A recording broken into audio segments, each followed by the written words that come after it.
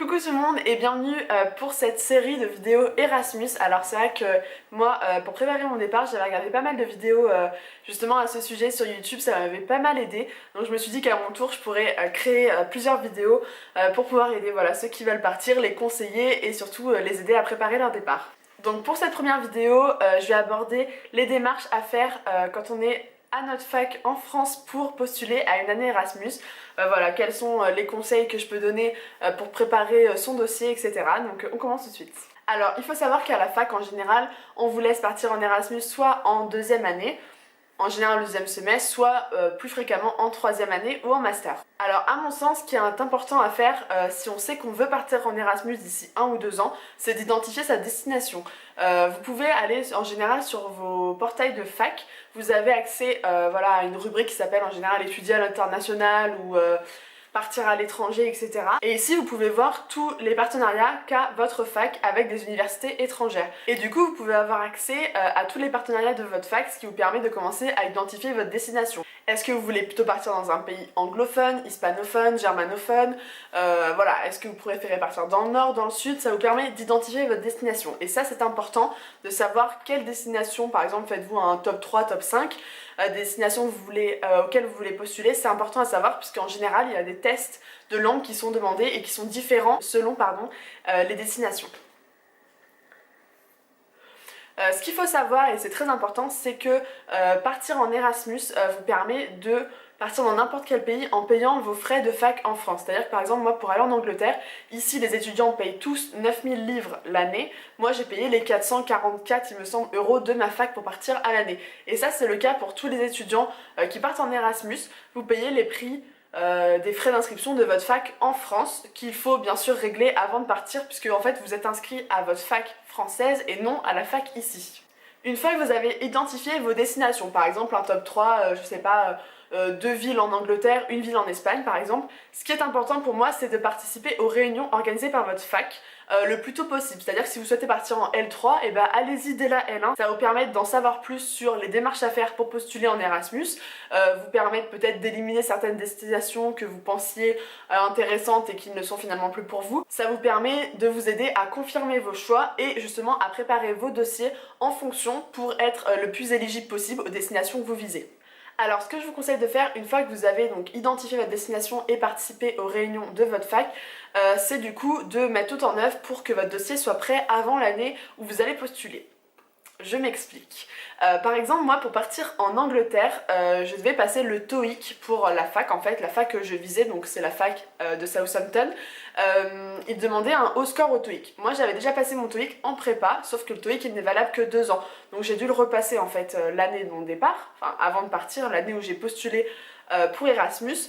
Voilà, ça si vous pouvez le faire en avance, c'est l'idéal. Puisqu'en fait ça vous laisse non seulement le temps de repasser l'examen si vous n'atteignez pas le score que vous avez visé ou demandé par votre fac, mais aussi de ne pas vous stresser au dernier moment pour passer les examens de langue, etc. Puisque les dossiers Erasmus sont à rendre assez tôt dans l'année. Quand on est en L2, etc., il y a beaucoup de choses à gérer. Si vous voulez vous débarrasser de ça, passez-les par exemple pendant les vacances scolaires, l'année précédant votre candidature. Voilà, profitez du temps libre que vous avez avant votre année où vous allez postuler en Erasmus pour justement faire ces tests de langue. Je sais que pour partir aux États-Unis ou au Canada, il faut faire le TOEFL, c'est une épreuve qui dure 4 heures, ce qui a un certain coût, c'est 220 € il me semble.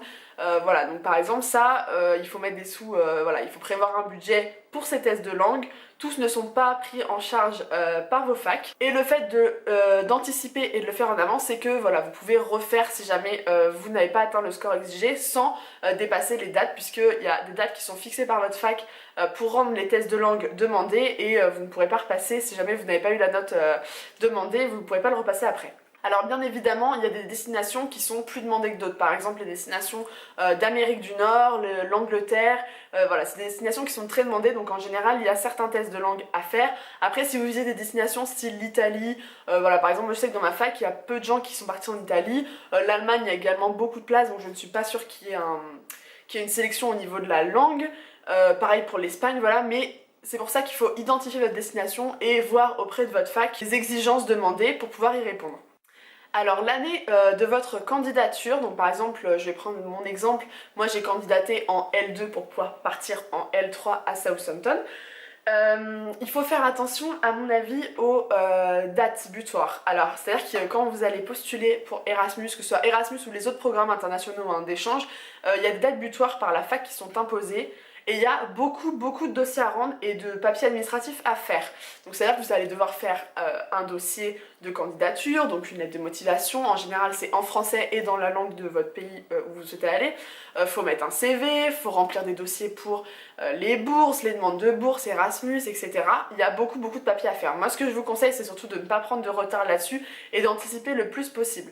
Justement, en assistant aux réunions de votre fac les années précédentes, donc par exemple dès la L1, ça va vous permettre de savoir quels sont les papiers demandés, etc. et de pouvoir commencer à les faire, par exemple, voilà, pendant l'été, commencer à faire votre CV pour la fac, commencer à écrire une lettre de motivation pour des villes anglaises, etc. Ça vous permet de prendre de l'avance, de ne pas se laisser dépasser par tous ces dossiers à rendre à côté du travail que vous allez devoir faire à la fac, des contrôles que vous allez avoir, des devoirs à rendre, etc. Ça vous permet d'anticiper. Moi, ce que je fais en général, c'est que je mets sur mon agenda que la date butoir est une semaine en fait avant la date demandée par la fac. Ça me permet de savoir que de toute façon, si jamais vraiment, dans le pire des cas, je ne peux pas rendre, il me reste encore une semaine. Et surtout, ça me permet de prendre de l'avance, de ne pas faire au dernier moment et d'avoir le temps voilà, de relire, de bien préparer votre dossier parce que c'est important. Si vous voulez partir, il faut un dossier quand même convenable. Alors bien entendu, les dossiers sont aussi en fonction voilà, des notes, etc. que vous allez pouvoir avoir durant la L1 et la L2. En général, on va vous demander vos moyennes et vos relevés de notes. Faut savoir que ça fait pas tout. Évidemment, il faut avoir voilà, des notes correctes, sinon si on a des notes pourries, c'est sûr que si on a des notes pourries déjà en France, ça va être compliqué d'avoir des bonnes notes à l'étranger. Par contre, il n'y a pas que ça qui compte. Et c'est pour ça que je vous conseille justement de faire des tests de langue, etc. à côté. Ça permet d'avoir un plus sur votre CV pour candidater et d'appuyer justement votre demande de mobilité Erasmus. À préparer toujours en rapport avec le fait d'identifier sa destination, ce que je vous conseille c'est de commencer à mettre de l'argent de côté. Alors ça c'est quelque chose que je n'ai pas fait et que je regrette de ne pas avoir fait. Je l'avais fait mais pas assez à mon goût. C'est qu'en fait par exemple il y a des destinations qui sont très chères. Je pense par exemple aux pays nordiques ou même à l'Angleterre, au niveau du logement etc. c'est très cher. Donc si vous souhaitez partir dans un de ces pays là, donc par exemple la Norvège, la Suède, l'Angleterre ou même les États-Unis, le Canada, etc. Dès que vous pouvez, mettez des sous de côté, ça vous permettra d'être un peu plus à l'aise. Évidemment, pour tous les gens qui partent en mobilité, il y a des bourses qui sont attribuées, donc il y a la bourse Erasmus et nous on avait eu la bourse aussi des conseils de Pays de la Loire, du Conseil général des Pays de la Loire. Voilà, il y a des bourses. Si vous avez peur d'être un petit peu juste financièrement, ce que je vous conseille c'est voilà, de préparer son année Erasmus. Une année Erasmus, ça se prépare, et de la préparer aussi financièrement 1 ou 2 ans avant, en commençant à mettre un petit peu de sous de côté, voilà, pour être tranquille quand vous allez partir. Alors avant de terminer cette vidéo, j'avais quelques petites astuces à vous donner pour partir tranquille une fois que vous savez dans quelle destination vous allez aller et que voilà, votre profil a été validé par votre fac comme futur Erasmus. Il y a quelques petites astuces qui permettent de partir vraiment tranquille, surtout au niveau des mutuelles, etc. Donc premièrement, évidemment, ce que je vous conseille, c'est de vous renseigner sur la ville. Il y a beaucoup d'étudiants Erasmus qui sont partis avant vous, qui ont sûrement peut-être laissé voilà, des articles de blog, des vidéos YouTube. Il y a beaucoup d'informations sur internet que vous pouvez trouver. Moi j'ai trouvé énormément d'informations sur l'Angleterre via des vidéos YouTube et des articles de blog. Vous pouvez aussi demander à votre fac quels anciens Erasmus sont partis dans votre destination. Ça va vous permettre de prendre contact avec eux, de leur demander voilà, quels sont les bons plans, les choses à voir sur place. Ils ont vécu l'expérience avant vous, donc ils vont pouvoir vous apporter voilà, leur expérience et vous donner plein de petits conseils pour votre année là-bas. Ensuite, ce qui est important à faire quand vous êtes étudiant, vous avez forcément une sécurité sociale étudiante. Donc il y a la LMDE et la SMEBA. Quand on est étudiant, on est obligé de choisir une de ces deux-là. Ce qu'il va falloir faire quand vous allez partir à l'étranger, c'est surtout prendre une mutuelle. Puisqu'en fait, on ne sait jamais, ça peut arriver. Il vaut mieux avoir une mutuelle qui vous prend en charge, qui permet de vous rapatrier en cas de soucis, d'avancer les frais à l'hôpital si jamais vous avez un problème ou quoi que ce soit. Moi j'avais regardé les mutuelles par exemple de mes parents et c'était moins intéressant puisque c'est un petit peu moins adapté voilà, au fait que ce soit des étudiants qui partent 1 an à l'étranger. Les sécurités sociales étudiantes, elles sont faites pour ça. Elles ont des mutuelles intéressantes et pas très chères Pour ce que c'est, moi j'avais pris par exemple à la LMDE, je suis là en ce moment avec la essentielle LMDE qui me permet par exemple d'avoir par télécommunication un médecin 3 fois je crois si je me sens pas bien qui peut me faire une ordonnance pour aller la chercher en magasin, donc j'ai pas besoin de me rendre chez un médecin anglais. Ça permet d'avancer mes frais si jamais je suis hospitalisée, de me rapatrier en cas de gros problèmes. Il propose plein de services qui sont très importants pour vous couvrir toute l'année lors de votre séjour à l'étranger.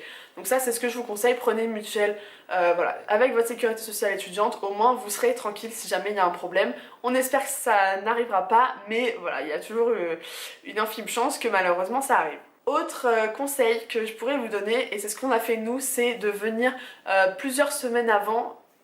Alors pas non plus 10 semaines avant, hein, mais venir 1 ou 2 semaines avant, voilà, avant que vos cours ne commencent, pour si jamais vous avez un souci d'appartement, que l'appartement que vous avez réservé finalement ne convient pas, si vous n'avez pas réservé d'appartement depuis la France, le temps de pouvoir en chercher un. Nous ce qu'on a fait c'est qu'on a pris un Airbnb pendant 1 semaine.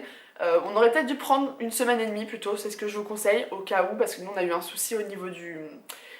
Voilà, le jour où on a quitté le Airbnb, on n'a finalement pas pu emménager dans notre appartement, donc on aurait mieux fait de prévoir un peu plus pour être tranquille.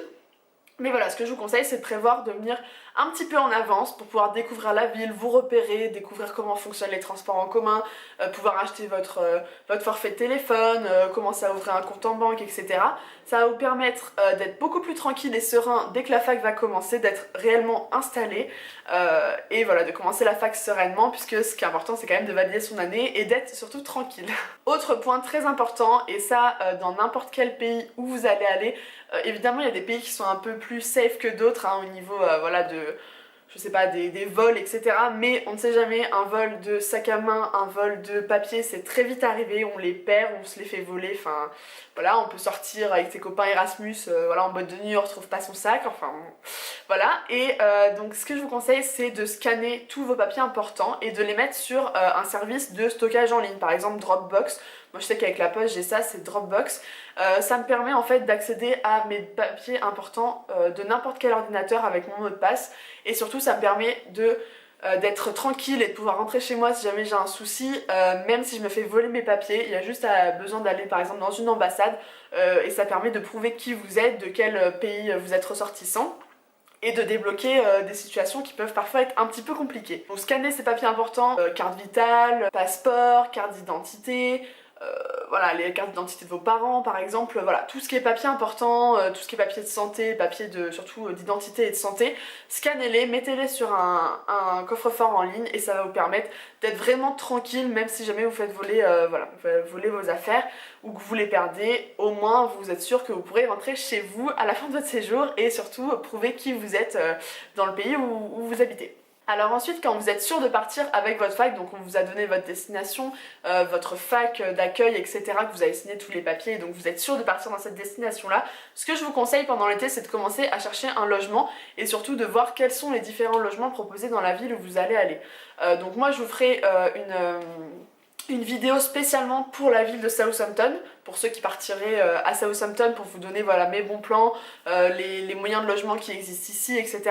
Pour les autres, ce que je vous conseille, c'est de se renseigner parce que ça dépend vraiment des destinations. Par exemple, j'ai des copines qui sont parties en Espagne. En Espagne, on trouve un logement très vite, il n'y a pas vraiment besoin d'avoir trop d'administratifs à régler, etc. Alors que ce n'est pas du tout le cas en Angleterre. Par exemple, en Angleterre, il vous faut un garant anglais ou alors il faut faire appel à une entreprise qui se porte garant pour vous. Donc tout ça, ce sont des formalités administratives qui diffèrent d'un pays à l'autre. Et ça, ce qu'il faudrait faire, c'est se renseigner pendant l'été pour voilà, savoir à quoi vous attendre, savoir quels sont les types de logements proposés dans la ville où vous allez aller et pouvoir commencer à chercher. En général, votre fac va vous fournir, votre fac donc d'origine, donc par exemple moi celle de Nantes, va vous fournir des liens, voilà, des contacts qui par exemple surtout ont des colocations qui vont vous permettre de passer par les propriétaires qui ont l'habitude d'héberger des Erasmus et du coup de faciliter un petit peu les démarches. Mais voilà, cherchez aussi par vous-même ce qui existe, les résidences privées, les résidences de votre fac, les colocations. Voilà, faites-vous un petit panel pour avoir le choix, voilà, le choix une fois sur place, ou même de pouvoir réserver un petit peu avant de partir, vous serez plus tranquille et vous saurez surtout à quoi vous attendre. Voilà, donc tout ça, ce sont mes petits conseils pour se sentir prêt pour le départ, partir en sécurité avec ses documents, voilà, scannés au cas où il y a un souci, sa mutuelle, pouvoir voilà, anticiper son arrivée pour que ça se passe au mieux. Voilà, le but ici en Erasmus, c'est pas de galérer, hein, surtout, c'est de profiter un maximum, c'est une chance vraiment extraordinaire qu'on a de pouvoir partir dans un pays étranger comme ça 1 an, donc il faut en profiter un maximum et se libérer de tout souci administratif. Qui pourrait être un petit peu embêtant pendant l'année. Donc voilà, donc j'espère que cette première vidéo Erasmus aura aidé ceux qui veulent partir ou ceux qui sont prêts à partir l'année prochaine. Si vous avez d'autres questions, bien sûr, n'hésitez pas à me les poser en commentaire. De toute façon, je prépare d'autres vidéos Erasmus pour vous aider, notamment celle dont je vous ai parlé sur la ville de Southampton et comment fonctionne le logement, les transports, etc. ici en Angleterre. Je ferai également des vidéos bilan à demi-parcours et puis bilan à la fin, évidemment. Si vous avez des idées de vidéos ou des questions auxquelles vous aimeriez que je réponde sur Erasmus, n'hésitez pas à les mettre en commentaire, je ferai mon maximum pour pouvoir y répondre et vous aider. Et en attendant, je vous dis à très vite pour une prochaine vidéo, prenez soin de vous, ciao!